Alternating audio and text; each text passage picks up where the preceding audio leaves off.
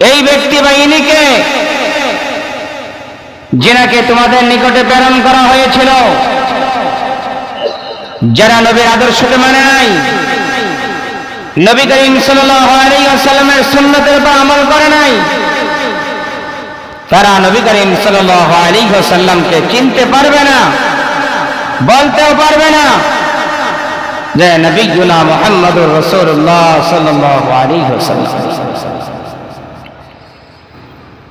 গুরুত্বপূর্ণ আমলের সুন্নতের আমলের মধ্যে আরেকটি আমল হলো মিসওয়াক করা। এটা আমাদের সমাজ থেকে পাই, উঠে যাইতেছে। আমাদের সমাজে মিসওয়াকের আমল নাই বললেই চলে। প্রত্যেকটা ব্যক্তি ওষুধের মাধ্যমে ব্রাশ ব্যবহার করে, অথচ হুজুর আকরাম সাল্লাল্লাহু আলাইহি ওয়াসাল্লাম হাদিস শরীফের ভিতরে বলেন যে মিসওয়াকের আমল এমন এক আমল যে আমলের ভিতরে 77টি ফায়দা রয়েছে, 70 থেকে 77টি ফায়দা রয়েছে। সর্বনিম্নের যে ফায়দাটা সেটা হলো মুখের দুর্গন্ধ দূর হয়, দাঁতগুলি মজবুত থাকে। সবচেয়ে উপরের লেভেলের যে ফায়দা সেটা হলো ঈমানের সাথে তার মৃত্যুবরণ হবে। কালেমা তাইয়্যিবা, কালেমা শাহাদাত পড়তে পড়তে সে দুনিয়া থেকে শেষ নিঃশ্বাস ত্যাগ করবে। হুজুর আকরাম সাল্লাল্লাহু আলাইহি ওয়াসাল্লাম হাদিস শরীফের ভিতরে বলেন, যার সর্বশেষ কালেমা হবে লা ইলাহা ইল্লাল্লাহু মুহাম্মাদুর রাসূলুল্লাহ, ওই ব্যক্তি ঈমানের সাথে মৃত্যুবরণ করবে। আর ওই ব্যক্তি মারা যাওয়ার পরে, কাফন দাফনের পরে তাকে যখন জিজ্ঞাসা করা হবে, ওই ব্যক্তির জবান দিয়ে অটোমেটিক আল্লাহ তাআলা সকল প্রশ্নের উত্তরগুলি দিয়ে দিবেন। সে বলে ফেলবে, বলে ফেলার পরে বলা হবে, আমার বান্দাকে আর তোমরা কষ্ট দিও না, এই বান্দার গায়ের ভিতরে জান্নাতের পোশাকগুলি পরিধান করে দাও, এই বান্দার কবরের ভিতরে জান্নাতের বিছানাগুলি বিছাইয়া দাও, এবং তাকে বলো তুমি ঘুমাইতে থাকো কিয়ামত পর্যন্ত। এই বান্দা যখন কিয়ামত পর্যন্ত ঘুমাইতে থাকবে, হযরত ইসরাফিল আলাইহিস সালাম যখন সিংহায় ফু দেবেন কিয়ামতের আগে, তখন এই বান্দা বলবে, আমি তো মাত্র ফজরের পরে ঘুমাইলাম, আমার এই তাজা ঘুমটা কে ভাঙলো? অথচ ভাইয়ের আমার, বোনের আমার, এই একই ঘুমের ভিতরে তার লক্ষ লক্ষ বছর চলে গেছে, তার কোনো খবরই নাই। সুন্নতের উপর আমলের মাধ্যমে মৃত্যুর সময় কালেমা নসিব হয়। সুন্নতের উপর আমলের মাধ্যমে পরকালে মুক্তি পাওয়া যায়। সুন্নতের মাধ্যমে, আমলের মাধ্যমে নবী করিম সাল্লাল্লাহু আলাইহি ওয়াসাল্লামের সুপারিশ পাওয়া যাবে পরকালের জগতে। সুন্নতের উপর আমলের মাধ্যমে কাল হাসরের ময়দানে আল্লাহ তাআলা হাউজে কাউসারের পানি পান করাইয়া দেবেন। সুন্নতের উপর আমলের মাধ্যমে আল্লাহ তাআলা তার বন্ধুর সাথে দিদার করাইয়া বন্ধুর সাথে জান্নাত নসিব করে দেবেন।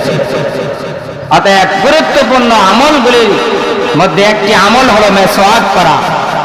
কোন এক যুদ্ধে মুসলমানদের বিজয় আসতেছিল না, নবী করিম সাল্লাল্লাহু আলাইহি ওয়াসাল্লামের কানে যখন আওয়াজ আসলো যুদ্ধ চলতেছে, মুসলমানদের বিজয় নেই, নবী করিম সাল্লাল্লাহু আলাইহি ওয়াসাল্লাম বললেন, তোমরা মিসওয়াক করা শুরু করে দাও। সাহাবায়ে আজমাইন যখন গাছের ডালপালা ভেঙে মিসওয়াক করা শুরু করে দিল, দেখা গেল কিছুক্ষণের মাঝেই বা ওই দিনই আল্লাহ তাআলা মুসলমানদের বিজয় দান করে দিলেন। সুন্নতের উপর আমল, মিসওয়াকের আমল একটি গুরুত্বপূর্ণ। সুন্নতের উপর আমলের মধ্যে গুরুত্বপূর্ণ আরেকটি আমল হলো ডিলা কুলুপ ব্যবহার করা। ডিলা কুলুপ ব্যবহার করা সুন্নতের উপর আমলের মধ্যে গুরুত্বপূর্ণ একটি আমল। আমাদের সমাজ, আমাদের মানুষ আজ এমন পর্যায়ে পৌঁছে চলে গেছি, আমরা এমন পর্যায়ে গিয়া পৌঁছে গেছি যে ডিলাকুলুপ কি জিনিস অনেকেই চিনে না। ডিলাকুলুপ কি জিনিস, প্রস্রাব পায়খানা করার পরে যে এগুলি ব্যবহার করতে হয়, অনেক মানুষই জানে না। হুজুর আকরাম সাল্লাল্লাহু আলাইহি ওয়াসাল্লাম হাদিস শরীফের ভিতরে বলেন, মান আহাব্বা সুন্নতি ফাকাদ আহাব্বানি ওয়া মান আহাব্বানি কানা মাই ফিল জান্নাহ আও কামা ক্বালা আলাইহিস সালাতু ওয়াস সালাম।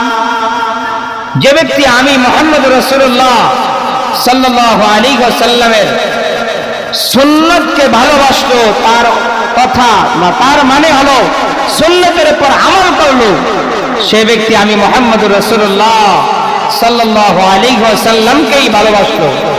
আর যে ব্যক্তি তার হায়াতে জিন্দেগির ভিতরে দুনিয়াতে থাকা অবস্থায় আমি মুহাম্মদ রাসূলুল্লাহ সাল্লাল্লাহু আলাইহি ওয়াসাল্লামকে ভালোবাসতে পারবে, কাল হাশরের ময়দানে ওই ব্যক্তি আমার সাথেই জান্নাতে বসবাসকারী হইবে। সুবহানাল্লাহ, কত বড় জিনিস! সুন্নতের উপর আমলের মাধ্যমে কাল হাশরের ময়দানে নবীর সাথে জান্নাতে বসবাসকারী হইবে। ডিলাকুলুপ ব্যবহার করা, প্রস্রাব করার পরে ডিলা টিস্যু ব্যবহার করা, প্রস্রাব করার পরে টিস্যু ব্যবহার করা।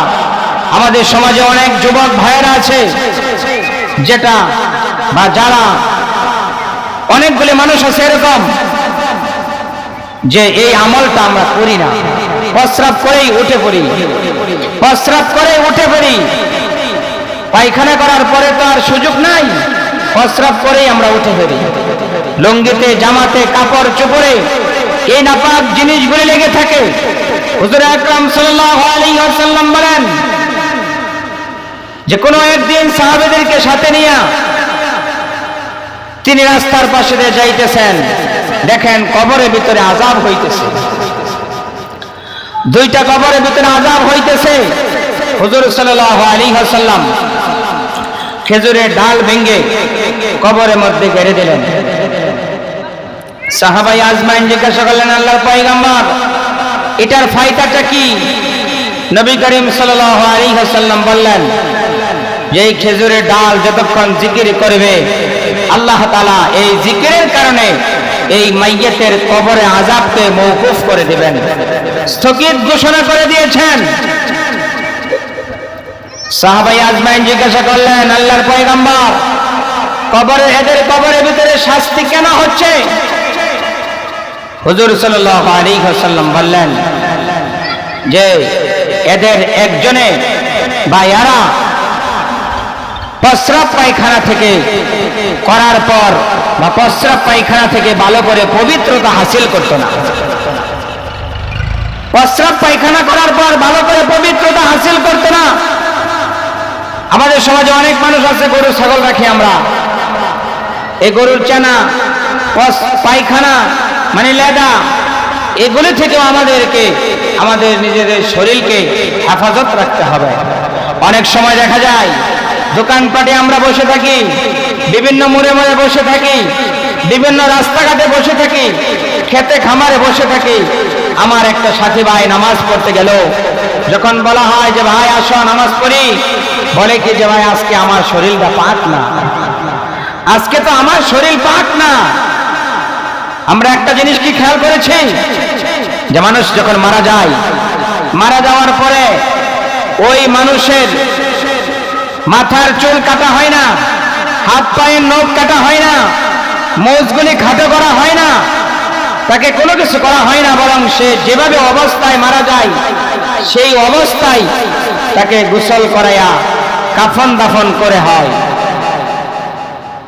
এই অবস্থায় কাল হাসরের ময়দানে বান্দা যখন উঠবে, যে বান্দার মুখে দাড়ি নাই, বান্দার মোজগুলি লম্বা লম্বা, হাতের নখগুলি লম্বা লম্বা, মাথার চুলগুলি পিছন দিয়ে খাটো, সামন দিকে লম্বা, অথবা নায়ক নায়িকার মতন ডিজাইনে কাটতেছে, এই অবস্থায় যখন মারা যাবে, এই অবস্থায় যখন তাকে দাফন করা হবে, হাশরের ময়দানে এই অবস্থায় সে উঠবে, আর নবী করিম সাল্লাল্লাহু আলাইহি ওয়াসাল্লামের সামনে যখন যাবে, নবী করিম সাল্লাল্লাহু আলাইহি সাল্লাম বলবে, কে তুমি? তোমাকে তো আমি চিনি না, তুমি তো আমার উম্মত না।